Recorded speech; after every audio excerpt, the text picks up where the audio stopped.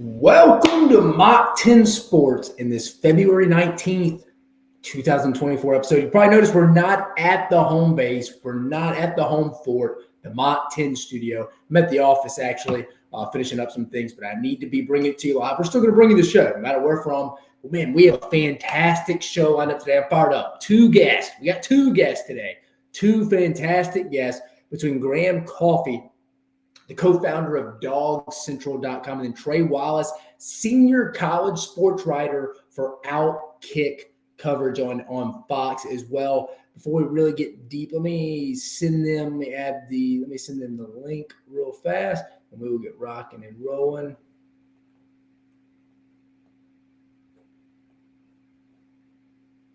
Perfect. Sent to both of them. We are rocking and rolling. Again, guys, I appreciate you joining us on this February 19th episode. We got a good one. Not in our normal studio, not in our home base. But you know what?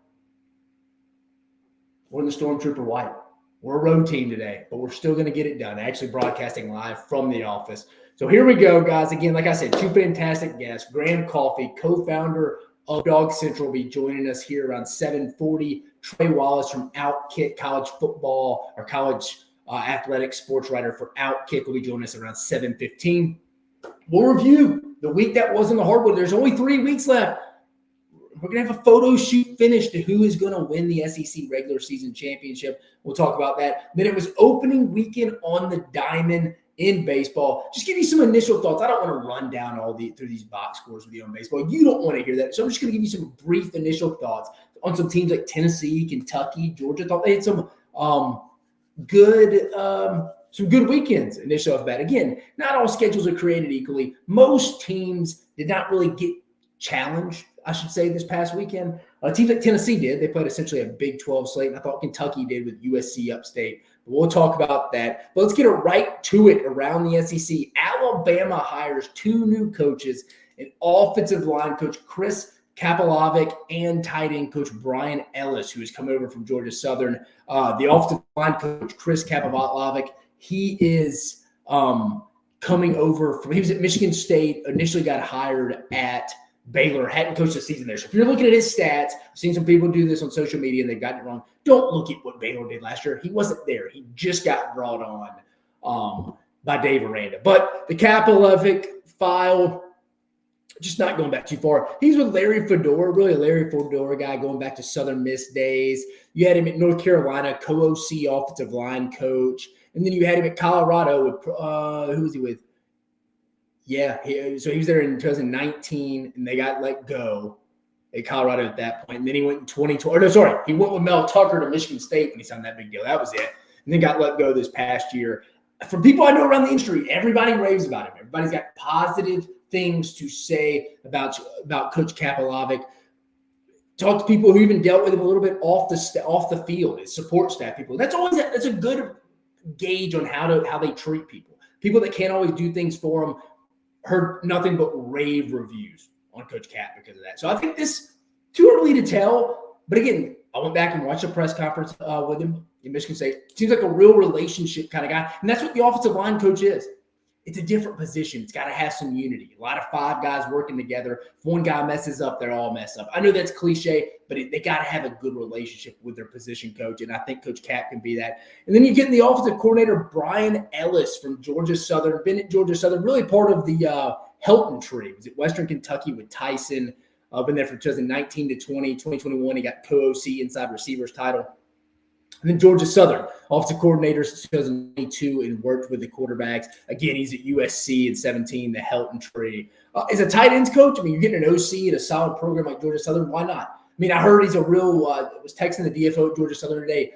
Really cares about his players. Great recruiter, really knowledgeable guy, X's and O's. And I know you're going to hear that about everybody.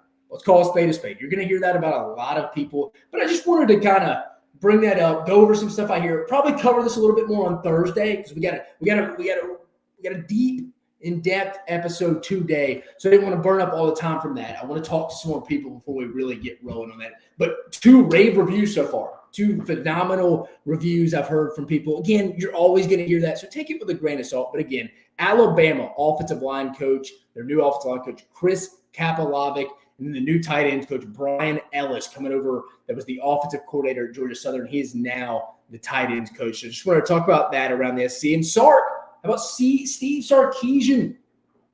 Set to earn, getting the big pay raise, $10.3 million in 2024. Salary will increase $100,000 every year until 2030. And then he'll be earning $10.9 million at that point. So for context, people don't know, last season Sark was reportedly making $5.6 million, which had him making less than coaches made him.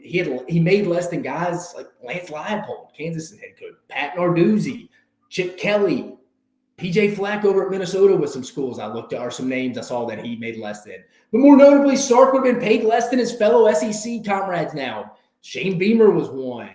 I think Eli Drinkwitz was one. Sam Pittman was certainly one. I do remember that one. Now, that's not the case anymore. It's not the case. Sark finding himself now, big steep hill after that one playoff push. He's a top five paid coach in the industry now. I mean, he's up there with the retired, what was with Nick Saban. Now Clemson's Dabo Swinney, Kirby Smart at Georgia, and Ryan Day at Ohio State. Sark's in those numbers. And so I saw some people today kind of talking, is Sark a little overpaid? Should they have given him that deal all just 1 year? Or is it kind of one of those things anyone can do it once? Let's see if you can put some consistent years back to back. Kind of agree with that. Why'd you have to go give him that money? Just let this contract run out. I don't think he's going anywhere. Where's he going to leave to go to Texas? I mean, it could have been if Alabama reached out, put some feelers out this year. We'll really never know. I mean, unless you're Jimmy Sexton or Greg Byrne, you would never really truly know. So I think rushing to immediately double the salary, a little bit of pushing the old Dr. Evil panic button a little bit if you're Texans. So why go and do that right now? This isn't anything against Sark. I just don't think you had to do it because where's he going? Let him go before we go renegotiate that Sark deal. Let him go prove it this year. See if he can go make a 12-team playoff. I mean, odds are just by allowing 8 more teams into the playoff than what he made last year, should be a little bit easier. I just sometimes I don't get the whole – we rush to decisions. These ADs and athletics departments just get taken to the freaking woodshed at times by these contracts. I mean, Jimmy Sexton just completely – taking all these athletics departments to the woodshed. I mean, it really is. Sir. Just posting it right now, getting that out there. Sorry about that, guys. But no, I just sometimes we think we rush to these decisions a little bit. And I think we could have waited because, again, where was he going? This wasn't like he was at, no offense to Ole Miss or Arkansas, where, like, hey, some other schools could come sniffing around, pay some more. Yeah. I think they rushed this a little bit. And again, I think Sark's going to be great. I think he'll be the face of Texas. He'll be there for a while, have unlimited success, numerous playoff appearances, probably a national title if you put my feet to the fire, probably. I just don't think you really had to go pull that gun. I think you may have paid him too early, especially that much. Doubled it. I didn't really understand that one. So, again, Texas giving Sark the raise. I understand it. I don't know if I would have made that move. Still think, hey, let's see if you can do it again. Let's see if you can go do it. You put up a 20-point game, you put up a double-double. Let's go see if we can go put up another double-double. It's kind of my mindset, but kind of want to bring that in. Then before we get Trey Wallace, I just want to talk the baseball recap. Remember, I'm not going to go through the whole box score for you. I mean, I'll pull up – let's share the screen, show you the scores. We had 2 games today with Arkansas and LSU, but I'm going to pull up the baseball schedule. It's basketball. Let's go to baseball. Just kind of from this weekend, I mean, starting on Friday, you can go through the whole thing. I mean, you had Vanderbilt having a tough series with FAU all week. I thought Kentucky did a phenomenal job against South Carolina upstate. I mean, these are, again, I don't want to go over through it, so I'm going to stop sharing. I'm just going to kind of tell you just some thoughts. I think that'll be easier. So Tennessee, I think they had a winning weekend versus good competition. The only loss for Tennessee, was against a solid future, was a Big 12 brother in Oklahoma. And God, man, how about the Clemson transfer, Billy Amrick? Phenomenal this past weekend. I think Tennessee probably had the most successful weekend given who the competition was against. I mean, they played 3 games at Globe Life Field against a trio of Big 12 teams.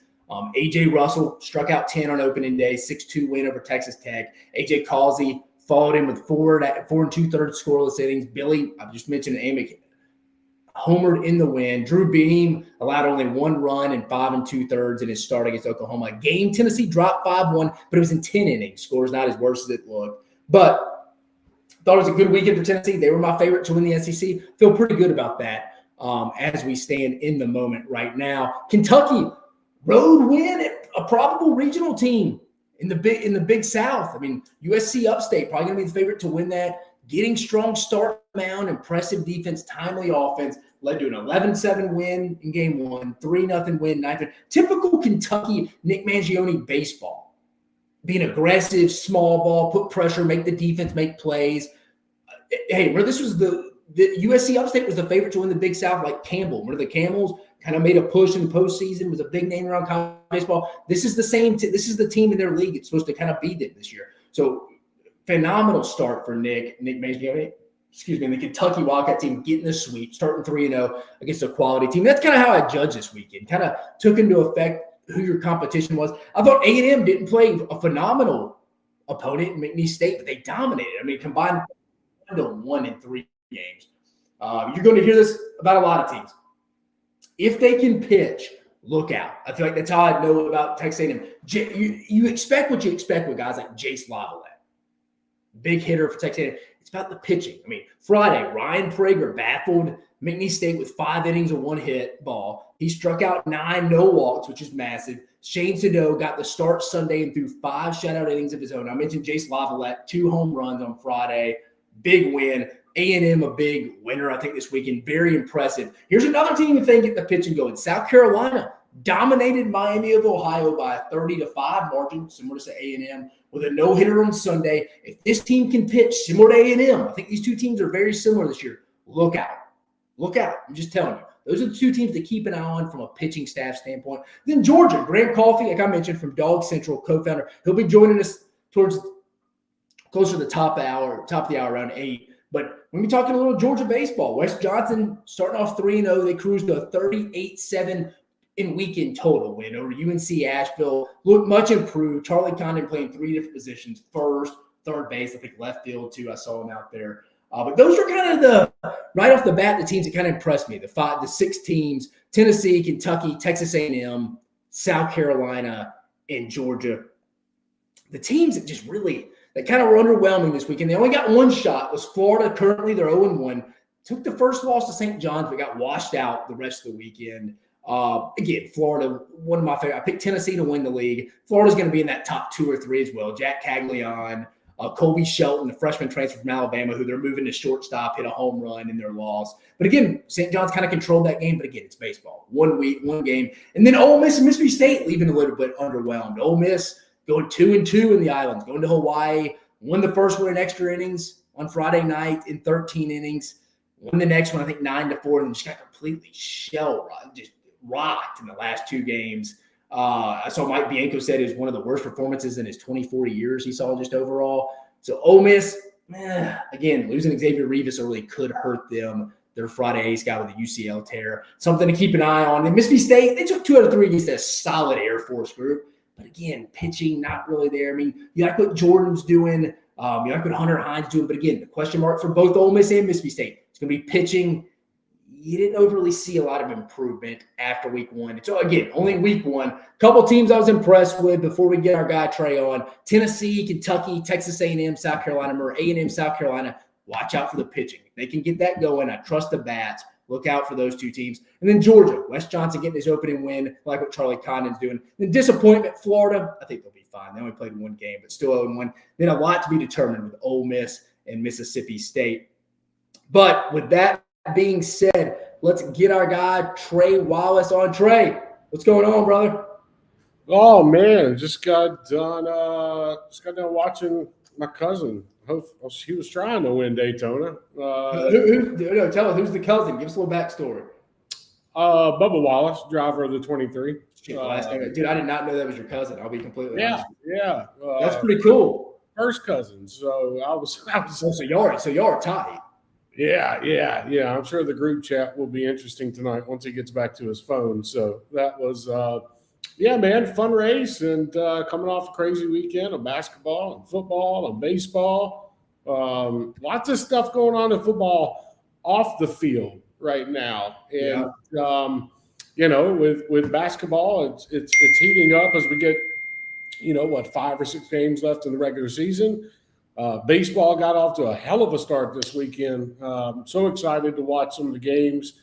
Watched Arkansas, get to play. Watched a little bit of Vanderbilt. Saw Tennessee play in Arlington. So good weekend, man, and a lot of stuff on tap when it comes to football this week. Well, Trey, I think you nailed it all. I think you got off to a great start just telling us about how good of a weekend. It's kind of that crazy time in sports where you got golf, college baseball starting. We talk about NASCAR. We got spring football conference tournaments. We got 3 weeks left in the regular season of basketball. But I read an article of yours the other day. I thought you did a good job explaining it. Tell me kind of what you're feeling, what you're hearing, probably same stuff I kind of am from that perspective of what do you think in this 2-week transfer portal window is going to look like starting on April 15th? Yeah, I think it's going to be bonkers, and that term gets used a lot. But I think when you look at the teams that did not have a lot of time, and I'm talking about the players here, I'm talking about Washington, I'm talking about Michigan, even with Sharon, I'm talking about Alabama, Arizona. I could go on. G5 schools, South Alabama, Georgia State, teams that lost their head coaches to position jobs at other schools. I just feel like it was such a late cycle this year compared to maybe years past that I think that, and also let me add this too. I think the collective situation when it comes to NIL over the next, let's just say, 2 months or kind of under 2 months from now, when everything's going to kick off. I think these guys are saving up a good chunk of their money right now and trying to figure out, okay, what are we going to do when it comes to, finding areas of need? And you have to remember, too, a lot of these players that got new coaches, best way to put it, they're feeling the staff out just as much as the staff is feeling them out. So that's why I feel like this could turn into something where this spring transfer portal period, remember, it's only 15 days now. Yeah. You don't get the full month like we got, Decisions have to be made quicker. Right. So decisions got to be made quicker. And I think it would be oblivious for people to think that those decisions aren't being made right now in a way. I think that there are players that are looking around. And I talked with a couple of different agents, talked to an assistant coach, and the biggest thing too now is, you got agents, you got runners reaching out, and getting in the ears of these assistants, say, hey, look, this player might be available once the spring portal hits, be aware.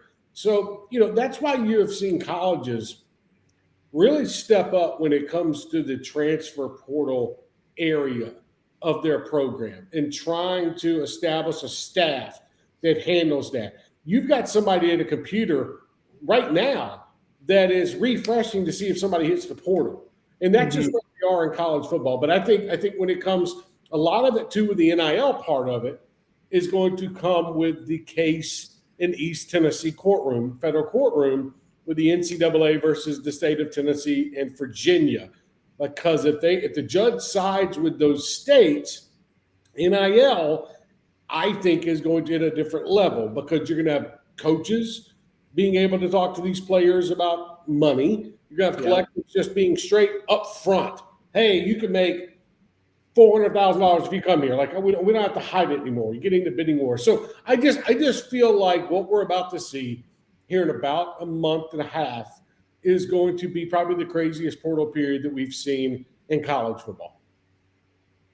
No, it's up there. It's like you said, you make a good point. You got teams like Alabama, Washington, Michigan. How are these teams kind of going to look with the coaching changes as well? It'll be a big spring for them because they're going to have to go supplement some talent. And teams like LSU that I feel like in the SEC aren't deep at certain positions. How do they go manipulate that? And you saw a lot of teams you saw a lot of teams save spots on the roster. Like I think that was a big to do. You look at some of the signing classes out there. Look at the numbers, or some teams under 85 right now. Yeah, a good amount of them. And there's a reason why. Yeah. So that's why I also think the portal period in the spring is going to be a lot bigger. And I don't know if it'll be headlined by like Deion Sanders like it was last year. Yeah. But I do think it's going to get a little nutty, especially when it comes down to collectives and NIL. Could be a little bit deeper, but not as top heavy. Correct. Yeah, that's what I think. I think that, look, I think you're going to have a team out there, a couple of teams, going to need a starting quarterback. Don't like what they see during the spring. Okay, let's go try to persuade some guy to leave a school. I don't know who it is, but try to persuade a top quarterback to maybe transfer out, come into a program that they know an offense, kind of what it is, something like that. Defensive linemen, running backs. But I do think the amount of money that's going to be spent on some of these players too will go up a notch, especially if the two states get their way in this antitrust lawsuit, or at least get an injunction by the judge that will lead to a trial down the road. Now, looking ahead to 2020, there's some teams that it kind of, I think Vegas came out, FanDuel set their over-under win total of 5.5. And I'm talking about the Florida Gators here. What is kind of your outlook? I think everybody it's well documented. It's a tough schedule in 2024. I mean, they play the other three big teams in the state, Florida State, Miami, and UCF, along with the SEC schedule.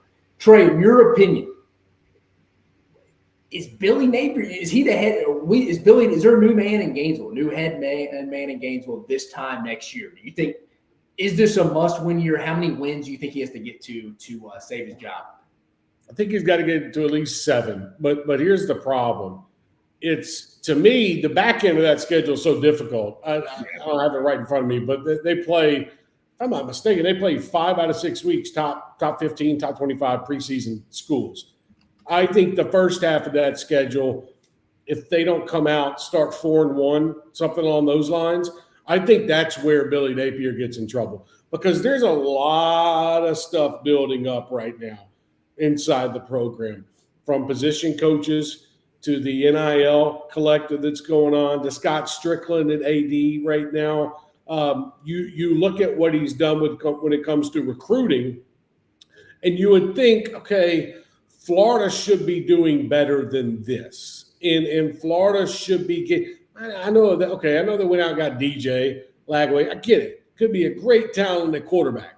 But it's who you're surrounding them with.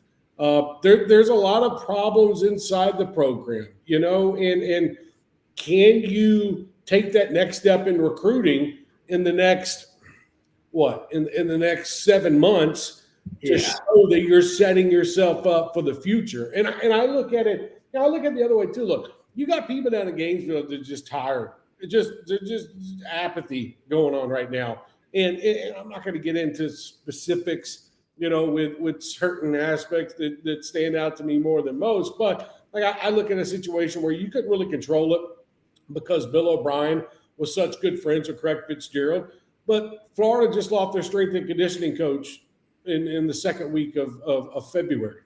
That's tough, man. And there's a lot of money being spent right now when it comes to assistant coach salaries, when it comes to trying to build a foundation for Billy inside that building that's going to pay off. But here's the thing, it's if you, let's just say they come out and lose to Miami or something like that, to kind of set the tone in 2024. You're looking at a situation right now where you already got boosters agitated with you. Okay, you already got the fan bases agitated with you. There's people inside that administration that aren't on the same page with Billy Napier right now. So you start bundling all of that up, that's where your problem's going to lie in, where Florida could just say, okay, look, we got to reset. We got to figure out, okay, maybe Napier wasn't that guy. And the other thing is, too, like, I hate that people, and this is just how it is in college football, but I hate that people are trying to compare what's going on in Baton Rouge to what's going on in Gainesville, just because that was when that cycle happened with the coaches. When Brian, took the LSU job, Billy went to Florida. LSU was good. Okay, they were prime. They had talent. They had to go fix a couple spots, but they had talent. Florida, you went into a situation where it was just kind of a dumpster fire. And a lot of it has to do with what was going on inside that building that I don't think has kind of been cleaned up yet. I mean, I was talking to a buddy of mine who covers the Gators, and he was telling me, that the staff had a meeting where they sat down and Billy Napier laid out, hey, listen, I want you to block these writers on social media.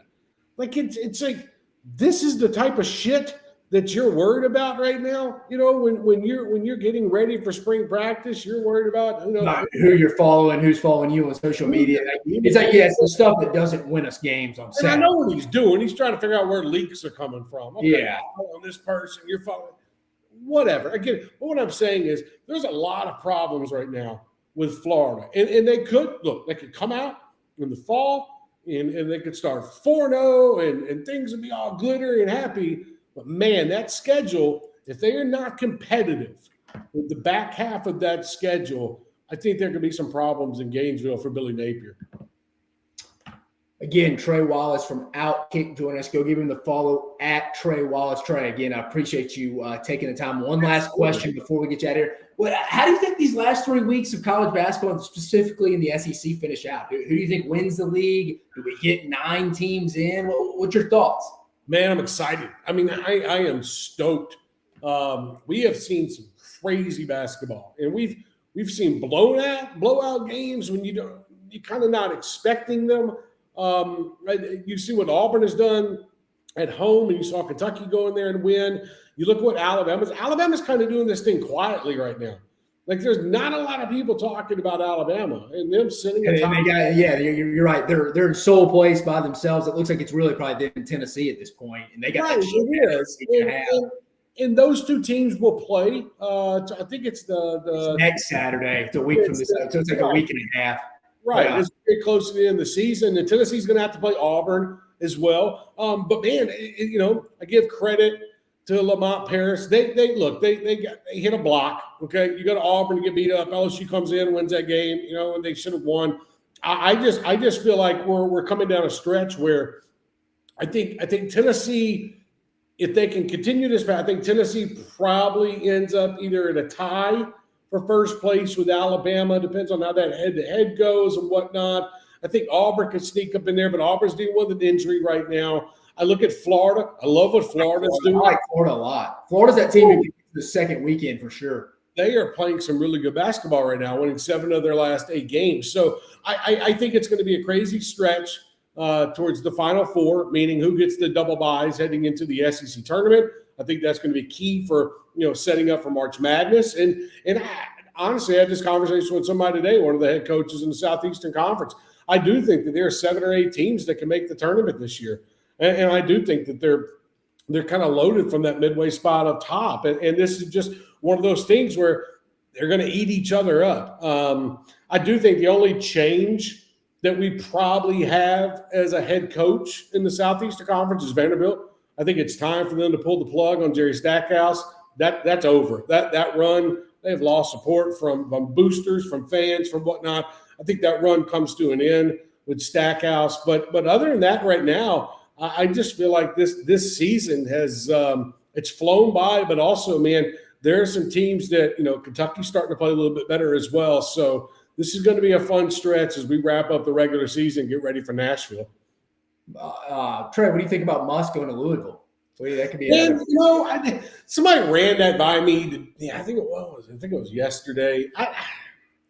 If Mach wanted to, there's a lot of stuff going on behind the scenes at Arkansas this year. Okay, but if Mach wanted to reset the clock when it comes to coaching, how far can you take Arkansas? You know what I mean? Like, they've done good in the tournament and whatnot. And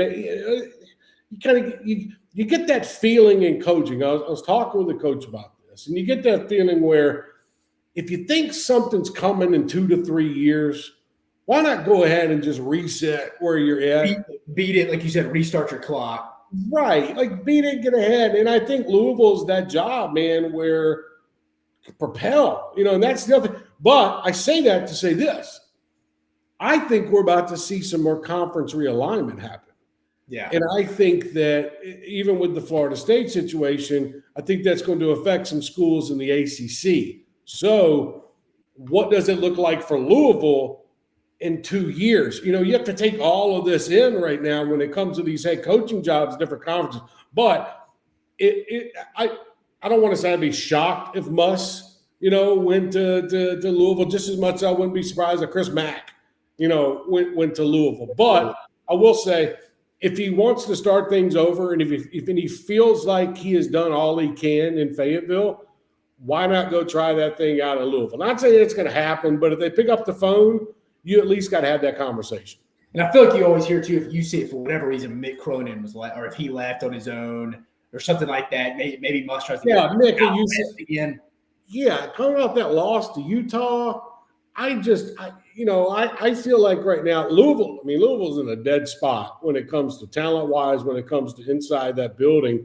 But I do feel like that is a team you can turn around. I feel like Musselman did it at Arkansas. We've seen you do them at other spots. Would he be somebody, or would he even be interested in trying it? It's difficult, man. You don't know how long Calipari is going to be sticking around at Kentucky. The in-state recruiting, it's just the ACC. It's a different animal right now. But if you want another challenge, go try it. We're going to find out soon enough, because I think when it comes down to it, we do start seeing some movement in college coaching at the college basketball level that might shock a few folks. Well, Trey, I appreciate you joining us, brother. You gave us a lot of good insight, a lot of good intel. Trey Wallace from OutKick. Go give him the follow at Trey Wallace. Trey, appreciate you taking the time this evening. I know it's a busy evening. You have another media obligation to go to after this, man. It doesn't stop, buddy. A big week in the college football playoff system with tomorrow and Wednesday and formats. Look, we don't have an off season this. You know it better than anybody. So I appreciate you having me. I look forward to doing it again. Appreciate it, brother. Thank you. Again, Trey Wallace joining us. Does a phenomenal job. Go give him the follow at Trey Wallace on Twitter. Does a phenomenal job covering college athletics. You heard him. He very glued in, talks to a lot of people. Mentioned he talked to an SEC football coach, SEC basketball coach. Big guest here tonight. If you joined a little late, he got on right around 7:15, so it'd be the mark to go back. But again, I appreciate him hopping on. Adam Ritter says, is it time to panic on men's basketball? I'm worried. Is he for what team? Maybe I'm assuming South Carolina here. I wouldn't press panic. It's like Trey said. I think they just ran into a rough week. I mean, obviously, Auburn's not 40 points better than South Carolina. We talked about this on Thursday's episode. It's just a rough week. They let Auburn essentially beat them twice against an LSU team who has gotten better. I mean, Jalen Cook's been banged up a little bit, but he was the straw, kind of started the drink I like to use with him. LSU's becoming a more confident team. So that was a dangerous, again, 1 through 11 in this league on a nightly basis. You can get beat if you don't come and play your best. It's just that simple. I haven't been able to say that about the SEC in basketball for about a decade. I think you can say that now. But no, I would not be worried about South Carolina. They're going to be in the tournament. They just need to bounce back this week. They need to bounce back this week. Could be a tough week as well, though. They got to go a trip to Pavilion. It's been a tough place to play for some teams. But Graham Coffey should be joining us here soon. And should we get into that? Yeah, we'll get in. So we'll get into a little SEC basketball review. Let's look at the standings real fast while Graham is joining us, and we'll talk about Georgia. Just wanted to get into the SEC standings. Go to men's basketball. Apologize about that, guys. So here we stand, about 3 weeks left. Here's the basketball system. We got Alabama, sole place, 10-2. Tennessee right behind them. We got that matchup me and Trey talked about. About a week and a half. Not this Saturday, but the next. But Tennessee sitting at 9-3. South Carolina 9-4. Auburn 9-4. Florida 8-4. Kentucky 8-4. Ole Miss 6-6. Mississippi State 6-6. They play on Wednesday night at the Hump. That'll be a big seeding matchup. Texas A&M 6-6. These three teams still have some work to do, in my opinion. Ole Miss, Mississippi State, Texas A&M. Right now, if the tournament ended, they're in. They're in. We still got 3 weeks. They need to hammer home. I think a team like Ole Miss needs to get one of their next 3. They're at Mississippi State, South Carolina at home, or Alabama at home next week. That's the kind of A&M can't afford to lose to Arkansas at home. It's getting to that point in the season. LSU becoming one of the hotter teams in the league, playing really well. I don't think they'll make the tournament. Too many stumbles in the non-conference slate. Starting to play well. Maybe a deep run in Nashville. Maybe. Then you got Georgia, who's just lost numerous close games. Arkansas sitting at 3-9, Vanderbilt 2-10, Missouri 0-12. Kind of feels like we're set here. 14, 13, 12. Who kind of gets in this 11 spot? Kind of feels like Georgia right now. It feels like A&M's going to be getting that. LSU's going to be getting that first day bye. Just if you're A&M, you'd hate to go that far down. But moving on from the standings, I think initially, you got a battle here. Really, 8 up right here for those top 4 spots in the SEC. Now, I really think Alabama, Tennessee are battling for first place. I'll say that. I think those two teams are battling for. I think this is people are like, what about Auburn? It's like the Jalen Williams injury. I know he's not out for the season. That's great news. I think Jalen Williams, one of the better players in the league, more of a quiet leader, leads by example, but I think it's big for Auburn. But so far this year, when Jalen Williams hasn't played well, Auburn hasn't played well. So they need him. Him being out for the regular season, it's not going to hurt him from a tournament standpoint. I think you could collect a few more losses. That's just kind of the way I'm looking at it. I think they could lose a couple. I mean, let's look at the schedule here. I mean, so they're off this midweek. Then they go at Georgia. Could be tricky. At Tennessee is going to be really tough, especially with Jalen Williams. Mississippi State at home, they should hold serve. At Missouri, they should win. These are really these next three. And he's going to be out for those next three. Auburn needs to go 2-1 in these. They lose more than one. That's disappointing. But again, I think this is just a real battle here in the standings between these 6 teams fighting for those 4 spots. Florida's got to they still play Alabama twice. Alabama still has Florida twice. Starting on Wednesday, then 2 weeks later they go to Gainesville, the Odom. That's going to be a tough matchup for both teams. It's going to be a tough matchup for both teams. I think Auburn's kind of got an easier slate, but they're going to be missing one of their better players. Kentucky still got Bama. Florida's got Bama twice. South Carolina, Tennessee still got to go to Bama. They get Auburn home. If I had to guess right now, I think the top 4 is going to be not in any specific order, but Alabama, Tennessee. I'm going to go Florida, then Auburn. Call me crazy. Kentucky 5, Missouri, South Carolina 6. I think that's how it's going to finish in the league. I think if I'd go my top 6 rankings right now, but I think Graham. Oh, no, we don't have anybody on yet. But no, that would be my top 6 right now. I would say it would kind of be the order right now. I'd probably Tennessee 1, Bama 2. It's tough between. I'm confident South Carolina finishes that 6th spot. Just how big an effect is Jalen Williams going to be? It's going to be an effect, but how big? Will it be a loss at Stegman Coliseum at Georgia on Saturday kind of effect? I think at Tennessee, people expect that loss. But does he make that big of a difference? Because Mike White's traditionally kind of coached circles around Bruce Pearl at times, even going his days back to his Florida days. So give me Tennessee, Bama. I'm going to go Florida, then Auburn. So I'm going to make it finish. Then I'm going to go Kentucky, South Carolina. Said it. I think that's the way it is going to go right now from that perspective. Let me stop sharing the little screen there for you. Next, we got the NCAA announced its top. Let me pull up the screen again. Its top 16 seeds on Saturday. Now, I was in the middle of some games. So let me pull it up for you. Not that one. There it is. So here it is. Here's the view. This is the best way to look at it. So the NCAA just started doing this thing 4 or 5 years ago where they announced the top 16 seeds if the tournament ended today. This was this past Saturday. So they did it by region. So you had the 1 seeds were Purdue, UConn, Arizona, and Houston. Then yet here's an SEC team. In the Midwest, the 2 seed Tennessee Volunteers, North Carolina, Kansas Marquette. Marquette, man, UConn took a beating to Marquette, didn't they? In that conference. You got your 3 seeds, Baylor, Iowa State, Duke, and Alabama there in the South region. So there's another SEC team. And then your 4 seeds, San Diego State, Wisconsin, Auburn from the SEC, and Illinois. So you had 3 teams from the SEC. Tennessee's a 2 seed, Alabama's a 3 seed, and Auburn in the initial top 16 seeds if the NCAA tournament ended this past Saturday. 3 weeks to go, though, but just wanted to briefly cover that topic while we were rolling through. Let's see what else we got before Graham gets on here. Let's go over the power rankings. Oh, we're waiting on Graham. Let's get the SEC power rankings. Let me go back and check. These are mine from this week. The SEC power rankings. Give it to me. Tell me where I'm wrong. But here we go. Starting at 14. Remember, 3 weeks. We got Missouri, again, winless. It speaks for itself.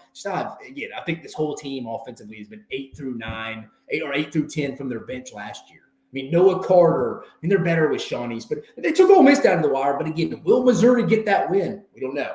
At Vanderbilt, I agree with Trey. I agree with Trey Wallace. I think the Jerry Stackhouse thing is going to run its course. I think it's going to be a little bit. I think it's going to run its course. Then Arkansas must. Just kind of feels like it's a reset. I agree with Trey across the board with that. But they come in at 12.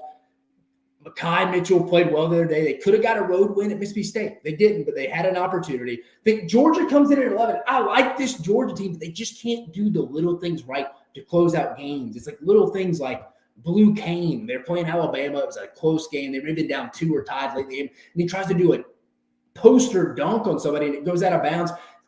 Take the shot, man. Like, don't be trying to get on a poster. I understand that's a freshman, but it's stuff like that. They've been in every game. They could have beaten Florida twice, could have beaten Alabama. They sit there at 11, kind of a compliment to how deep the league is. Then 10, Texas A&M. I'm going to go Texas A&M right here. They coming in at 10. They got to beat Arkansas at home. They got to get revenge against Arkansas at home. So they're coming in at 10. Don't love them. They got to start collecting some wins.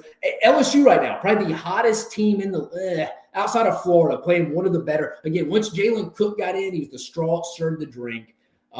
He's been banged up with a hammy a little bit, but it's a confident team now. They went and got a big win at Colonial Life Arena on Saturday in Columbia. But it's a confident team. Played Alabama probably even closer twice than people would realize unless you really watch the game. You look at the final score. They were in it in the first half in both games there. But I LSU at 9. Mississippi State coming in at 8th. Ole Miss 7th. I think you're splitting hairs a little bit with both those teams. Again, they match up on Wednesday. Big matchup at the hump. Ole Miss I could see winning it, but Ole Miss's body language a little bit at times. Like, haven't asked Matthew Morrell, Alan Flanagan, guys like that to guard consistently. Yeah, they look tired. They kind of look tired. Ole Miss isn't playing its best basketball right now. Mississippi State may be one of the worst free throw shooting teams I've seen in my life. I mean, it's every game. It's like they're 14 for 28 at the free throw line. It's something awful. I mean, I think State's going to make the tournament, but I would be shocked if they got past the first weekend. I'd be baffled at that point. Ole Miss has a higher ceiling just because Mississippi State's inability to score, but kind of 7A, 7B there. We'll see. State trying to even up the series this week. South Carolina, the guy in the chat room said, should they panic? No, just a rough week. I think they let LSU beat them twice. Auburn beat them twice. Again, Auburn's not 40 points better than South Carolina, but I think they let that drag into the LSU game at home. Early game at noon, kind of sleepy. LSU, a hungry team, kind of starting to feel themselves a little bit. But I think South Carolina's going to end up in this 6th spot. Great improvement for Lamont Paris. They were picked to finish last. But it's a compliment to his season, but they're not a top 4 team. They're not a true title contender. But still an improved team. Auburn, without Jalen Williams, I can't put them any higher than 5 right now, especially the way Kentucky, Florida, Alabama, and Tennessee are playing. So I have Auburn at 5. Still think Auburn will probably finish a top 3 to 4 seed in the NCAA tournament. How long Jalen Williams is out and what is the effect when he comes back in will be interesting. Kentucky, the team that just went and kind of handled Auburn, doing what nobody's done to Auburn in years. It kind of beat them by double digits. Alabama won there last year, but it wasn't like that. Kentucky's controlled from start to finish. When Kentucky's playing their best, they have the highest ceiling in the league. It's just, can they consistently do that? I'm not as sold as they fixed their defensive issues as some have thought. Ole Miss and Auburn this past week, Kentucky's 2 big wins, missed a lot of open shots. But again, it is what it is. You know what the scoreboard says. But we'll see. They play Alabama on Saturday. If they leave Alabama open like that, Alabama will make more than Auburn and Ole Miss did last week. But I like Kentucky at 4. Florida, probably one of the teams I like the most right now. I think this is a second weekend team, Sweet 16 team, deep team. They got a big matchup on Wednesday, big opportunity to go to Coleman Coliseum, get one of the bigger wins in the league right after Kentucky's trip to Auburn. But I like Florida right now. They still got Bama twice. But I think they're a potential second weekend team. Alabama, still don't like the front court. Kind of scares you a little bit. But I think they're second there, that big matchup, them in Tennessee in a week and a half. That's it. And then I got Tennessee at 1. I just think in a series on a neutral floor, Tennessee's the best team in the league. It's just got to show that consistency. You can't go on the road and play like you did at A&M. But that is the SEC Week 16 power rankings. Tell me what you think in the comments. Let's get to my guy, though, Graham Coffey, as we get on here. Graham, what's going on, brother? I'm doing well, man. How about yourself? Doing well, brother. How's everything going over there in Georgia, in the Peach State? It's good. So I'm actually out west in Colorado, but are you, dude? Yeah. I swear to God, I thought for the longest you were in Atlanta. But you told me you're in Colorado now. That sounds familiar. Now you said that, I'm like, how did I not know that?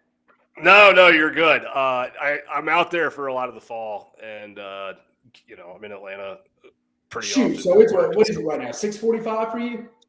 Yeah, 6:45. 6:45. Well, Graham, let's get right to it again. I appreciate you joining us. Graham Coffey, co-founder of Dawg Central. Appreciate him joining us out there. How he could be skiing the mountains right now instead of with us. Graham, tell us, what's some kind of initial thoughts heading into the 2024 spring for Georgia, for Kirby Smart, and then rolling into this really kind of new era, I feel like, kind of in 2024 with the 12-team playoff. What's some kind of questions you're looking forward to, some things you're excited to see? Yeah, for sure. I mean, I think the biggest question for Georgia and where the season kind of broke down for them last year is probably on the defensive line, right? Like you saw them, I think, play pretty well on a down-to-down basis against Alabama in the SEC championship game, but then there were some key moments, especially late in the game, where they looked a little worn out, and they just didn't have quite as many bodies that they trusted to throw in there as in 2021 and 2022. And I think that kind of caught up to them when they really needed stops late. Bama was able to get a few first downs and run out the clock on that game, and Carson Beck never touched the ball again. And that was kind of a theme, I think, throughout a lot of the season for Georgia. There were some – they never really had that dominant interior line presence, and then there was a lot of issues on the edges. I think, there were times where the actual edge defenders and the outside linebackers got blame for some things that maybe, were more kind of on the inside linebackers, not scraping as well as they could have, and maybe not, handling gap assignments like they should. But, I think that is the big question for Georgia in 2024 is just they've got a ton of young talent. That's where Georgia's put their NIL focus and their resources is like recruiting big bodies, recruiting, guys like Damon Wilson, Michael Williams, those kind of 5-star elite type of players. And can you get them to play at the level that you would expect them to according to their recruiting rankings? And just the last 48 hours, I forget BMAC. It's Saturday. Yeah, 48 hours. Saturday left going to the Tampa Bay Buccaneers to be the wide receivers coach. Who's some names that we should be looking out for to potentially take over Georgia's wide receiver vacancy or coaching vacancy right now? Yeah, so I mean, there's we're still kind of in that early phase where it's a little how should I put it? Not guessing, but we're still in kind of a speculative area. Jimmy Smith is one to watch for sure. The Arkansas wide receiver coach, like lots of buzz around him. He was coach at Cedar Grove in the state of Georgia for a long time. Was an assistant there for 6 years and head coach. He spent, I think, 12 years at Cedar Grove. Like, he is a running backs coach, but that from a recruiting standpoint, familiarity standpoint, like I would expect him to at least have a conversation with Georgia. I think there will be I don't know if you'd formally call it an interview or not, but that's a name that I've heard a lot about. Also the wide receiver coach at Georgia Tech, that's working with Buster Faulkner and that crew. Josh Crawford came from Western Kentucky, another guy with a lot of high school ties to the state of Georgia. There's been, as far as ideas, like those are two guys that I think will definitely get a phone call. As far as ideas and guys that, I wouldn't be surprised to see Georgia talk to, like your old friend James Coley is down the street in Columbia. Graham, I was literally about to ask you about that next one. If that could, what would the fans' reaction be to that? Would they be okay with that as long as he wasn't calling plays? He was a great recruiter for Georgia.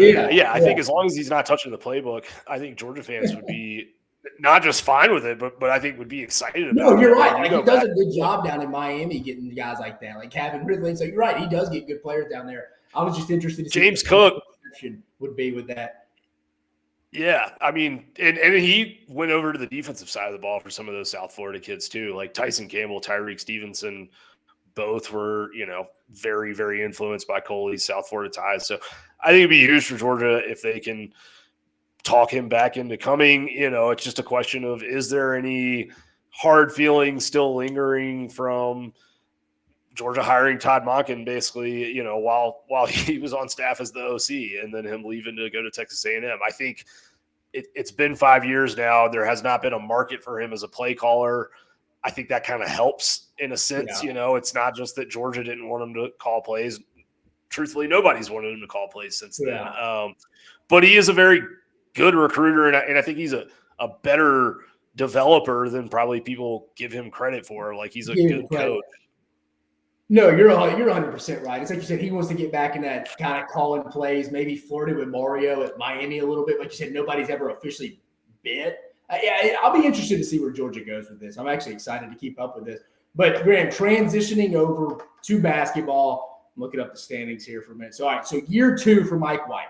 What was your thoughts? I always want to know. I see you talk on social media about this. What were your initial thoughts on that hire when they first hired Mike White away from Florida? I think it's mixed, right? Because, there's a reason why, Florida fans have grown kind of stale on him. But also, the standard for Florida basketball and the standard for Georgia basketball over the last 20 years are night and day from each other. Yeah. So, you're talking about a guy who's been coach of the year in the SEC, coach of the year in the WAC. He's done some good things at kind of all different levels of college basketball. He played in the conference. And I think he came into Georgia having some understanding of the staffs and the personnel that Georgia was facing. And I think that has won games for UGA, just his knowledge of the league and how it works. At the same time, it's you look down the road and Lamont Paris at South Carolina, where he has that crew in year 2 versus where Georgia is. Some of that is portal roulette in a way, right? There is, I think, an element of randomness a little bit to some of this transfer stuff when you're turning over a roster as quickly as Georgia and South Carolina have over the last 2 years. But yeah, my initial reaction to it was that I couldn't think of anybody else who had been to an Elite Eight that was going to have any interest in taking the Georgia job. And, from that standpoint, Mike White went to 5 straight NCAA tournaments at Florida. If you could do that at Georgia, no exaggeration, you're talking statue territory for the Georgia basketball program. Yeah, right outside the segment. Yeah, you're right. So I thought it was a good hire. I thought, I not to play the greatest hits here, but I kind of looked at it the same way that I looked at the Josh Heupel hire for Tennessee football. If I can speak a different language, was get somebody in that will stabilize things, that is organized, that can instill a positive culture and, kind of start building your roster back up and build a foundation. He might not be the guy that takes you to a national title, but he is going to be a guy that, gets you back into a conversation and moves things into a positive territory. Yeah, I like the word you use there, stabilized. It was kind of that time for Georgia. I feel it's kind of I think you told me the Georgia. I think people thought Tom Crean, that hire was probably going to be not a little. They definitely thought it was going to be better than it ended up. And then you kind of had my guy, what's his name? When I was there, Mark Fox. Mark Fox. Yeah, there had what made the tournament 1 year, lost to Michigan State in the first round.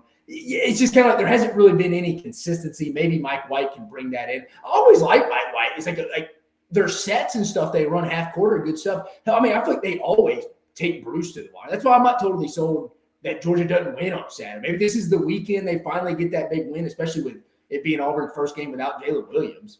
It might be, and I think he's almost kind of hurt himself, right? Because I think early in the year he probably squeezed more out of that team than the talent really maybe should have. Yeah, I remember watching them against Oregon that first game, and it wasn't awesome, but then you saw them grow throughout the first that conference week and on and on. Yeah, you saw them get better. They don't get blown out. You know what I mean? Last year they went to Alabama, I think first or second week of February. And that game was over in 5 minutes. They were beat by 48 points. And then this year, you have Alabama on the ropes on your own home court. Probably should have won that game. Yeah, and I think that's the frustration for Georgia people is that team for the first 30 minutes of every game probably plays a little bit above expectations, but they just haven't finished. They look tired at the end of games. Some of that's a depth issue. When they were in out of conference play, they were getting a lot of help from their bench and they were playing 10 guys a night and they just don't, they've really got 7 that they can safely play in SEC play. And they really only have one big man and Chiwa has nice moments, but he's a little flawed. And so I think they're a team where if they are shooting well from behind the 3-point line, they can go out and they can compete with the best teams in the league. And we've seen them do that. And we've seen them almost beat the Tennessees and Tennessee, Alabama. Yeah. Could have beat Florida at least once. Right. But I think that's the frustration is just sort of like, why aren't they? I don't think anybody expects them to win all those games, but just they haven't won Let's any. get one. Yeah.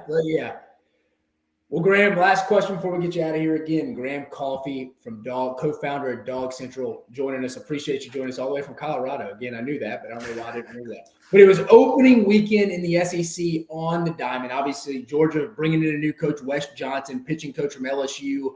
Got the sweep against UNC Asheville. Well, what's the vibes and first-year expectations for Wes Johnson? Obviously, you got Condon, he's a big name in the league, one of the faces of the league. Graham, you personally, what's kind of your expectations year one for Wes Johnson? I think the expectations for everybody are pretty tempered and reasonable.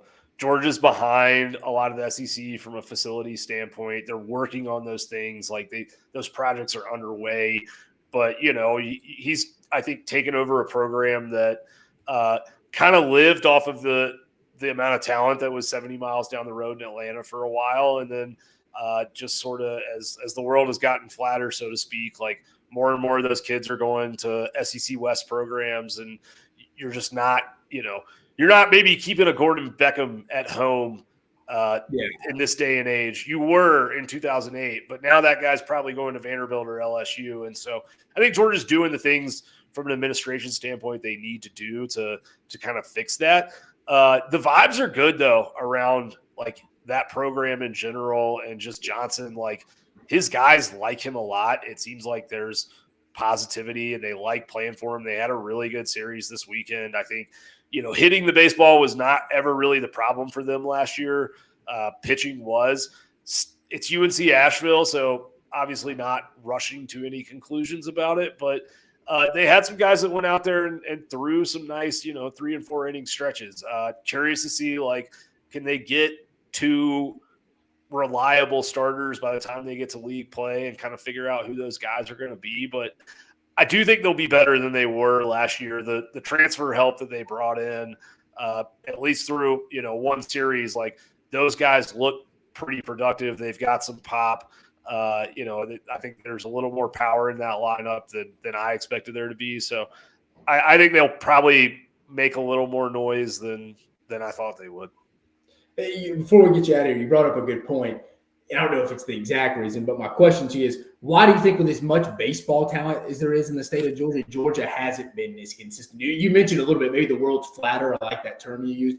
And maybe just the world's smaller, or I should say bigger. They can go see these other programs through social media. You think that kind of has something to do with it, or do you think the lack of kind of tradition in baseball? I mean, I know, hell, I was a senior in high school the year you just talked about with Gordon Beckham, and what was the big first baseman's name? I forget what that kid's name was.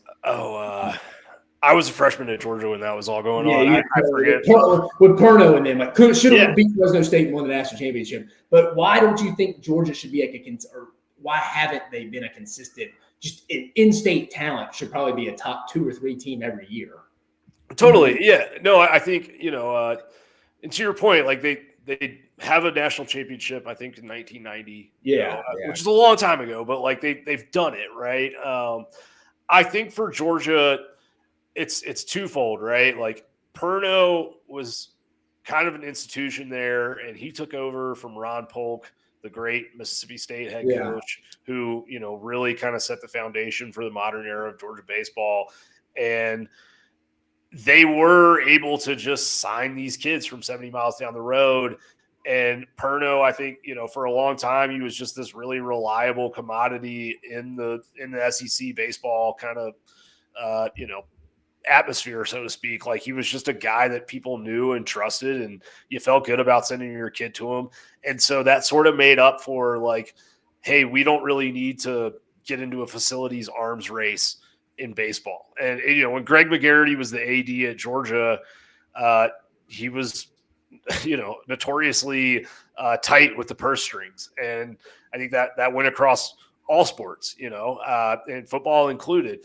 But really, really on those non-revenue sports, while a lot of the SEC was turning baseball into sort of the third most or second most important sport on certain campuses, Georgia really wasn't making very much investment in terms of, building more premium seating or, building more training facilities and all of that. And so I think you looked up one day and all these kids were streaming to Vanderbilt and LSU and all these places. And it's like, well, why is this happening? And it's because you had a few bad years that kind of ended that Perno era.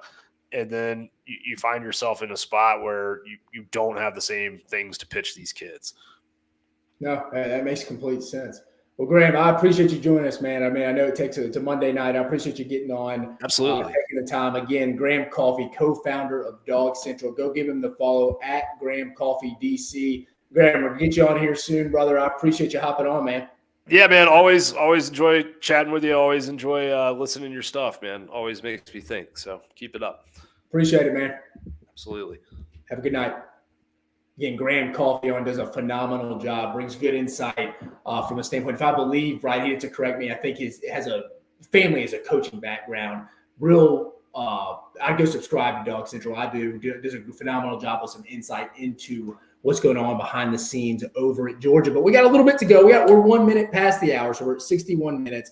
We already went through the basketball SEC standings, announced the NCAA top 16 seeds they did. You had Alabama, Tennessee, and Auburn coming in those top 3 16s. Tennessee's a 2 seed, Bama a 3 seed, Auburn 3. I went through my SEC power rankings. It's going to be battled for the top 4. I think the SEC is being battled right now between Alabama and Tennessee for that league crown. And then we'll quickly review.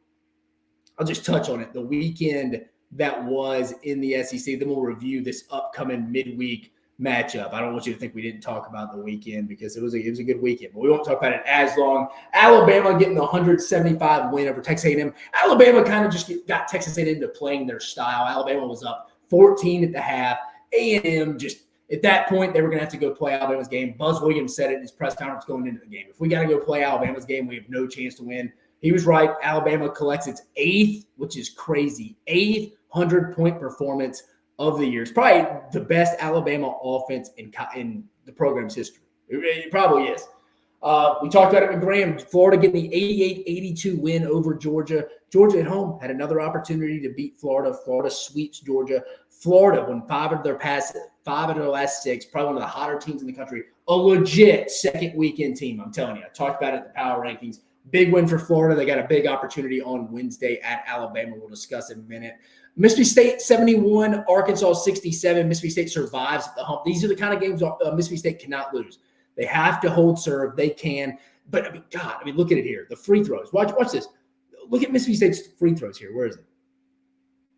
59%, 19 for 32 at the charity stripe. That's horrendous. That's not going to get it done. But it's the same thing every night. If I can always see it. It's like 14 to 26 and stuff like that. Mississippi State got lucky. Mekhi Mitchell gave them all kind of hell.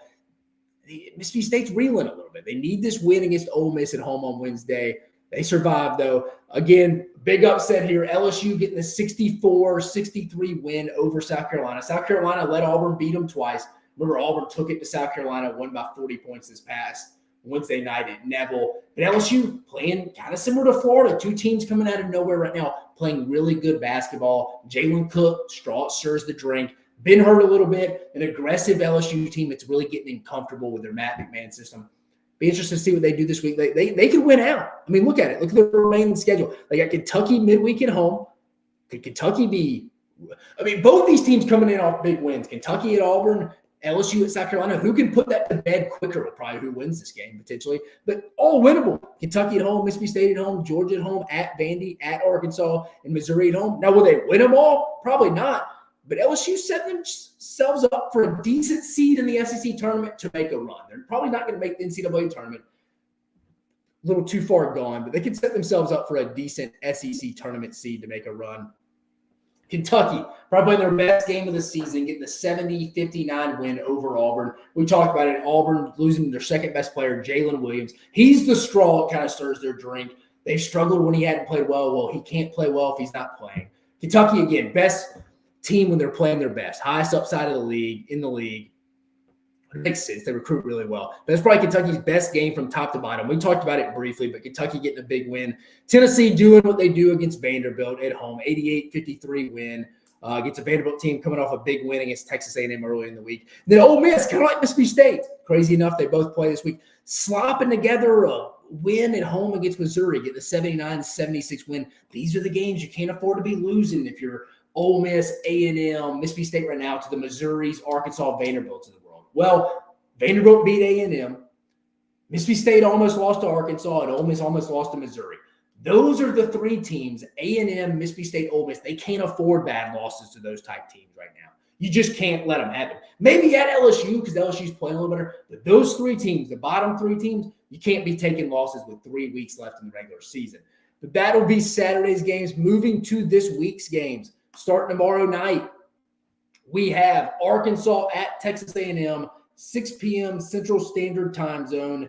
Currently, right now, Ken Pom has this as an A&M 84% chance of winning this game. I would agree there. A&M needs this, like I mentioned. Can't be losing to the bottom three of Arkansas, Vandy, Missouri.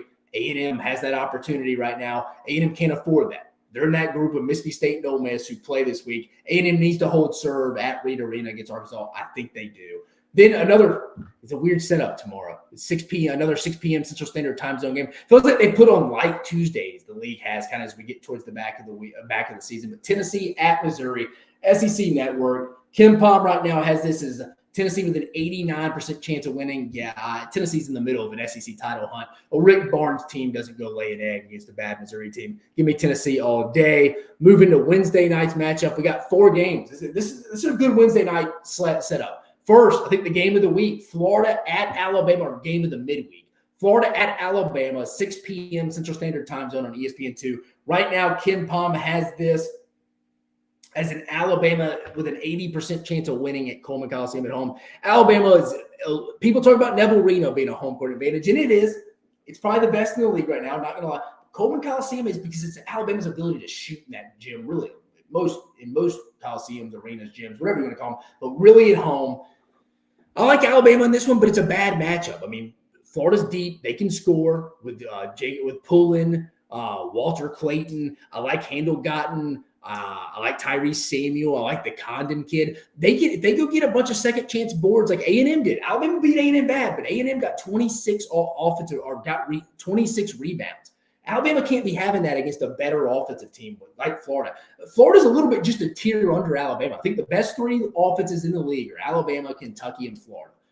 Both these teams play again in 2 weeks at Florida. Both teams will probably really enjoy a split over one another. I give Alabama the edge at this one because it's at Coleman Coliseum. They play really well. I think Alabama will get this one done, but it could be close. Then 7:30 p.m. Central Standard Time Zone, Georgia at Vanderbilt.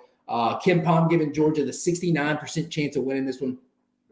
Georgia needs this. We're talking about Mike White and pressure being on. I think people see the improvement, but this would be 2 step forwards, 1 step back, or maybe 3 steps back with a loss to Vanderbilt. Mike White needs this one, not from a tournament chance, because I don't really think they're in the tournament. But like Ken Pom says, 69% chance on the road. You should win this. I think Georgia does get that done. Then 2 really good night games. 8 p.m. Central Standard Time Zone, Kentucky at LSU on ESPN.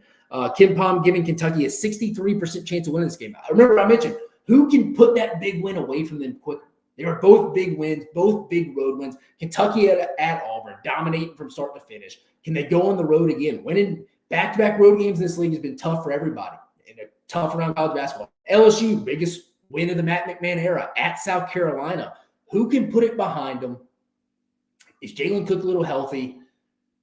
I think Kentucky was challenged a little bit. I think it's going to be a close game, but give me Kentucky on the road at the PMAC getting a close win. Again, I agree with Ken Pom, 63%. We're going with Ken Pom across the board right now. I agreed with him in the Arkansas A&M game, Tennessee, Missouri, Florida, Alabama, Georgia, Vandy. Yeah, we're going. And then finally, the game that was really fun 2 weeks ago at the Pavilion. That place was rocking, by the way. I feel like the hump's going to be the same. 8 p.m. Central Standard Time Zone. Ole Miss returns the trip to Starkville at Humphrey Coliseum on ESPN2. Ken Pom currently gives Mississippi State a 73% chance of winning. Both these teams need this win.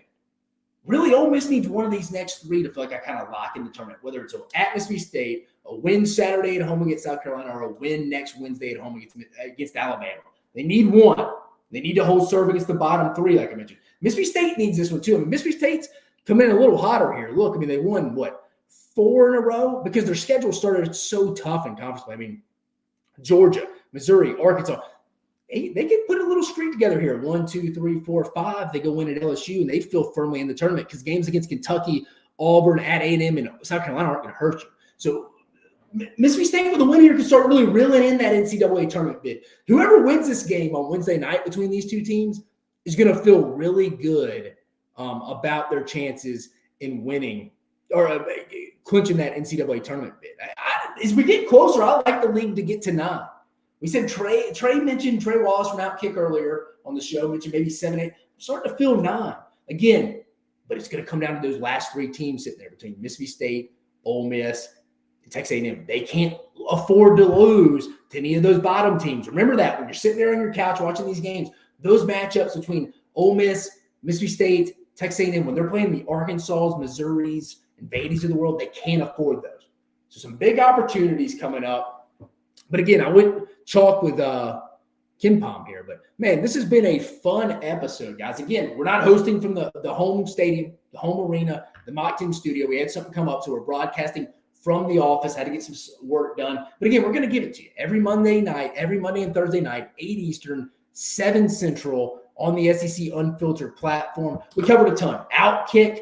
Trey Wallace joined us to talk all things SEC sports. Graham Coffey, all things Georgia. We talked Georgia football, big concerns heading into spring football. Mike White, second year. How's he feel he's been doing? Wes Johnson's first sweep weekend on opening weekend is the first year at Georgia's new baseball coach. We talked SEC basketball power rankings. Did Steve Sarkisian deserve that raise? Maybe Texas pulled the trigger a little too early on that. I think maybe let's renegotiate the deal later down the line. Go check that out if you missed that. We talked about Alabama hiring 2 new coordinators.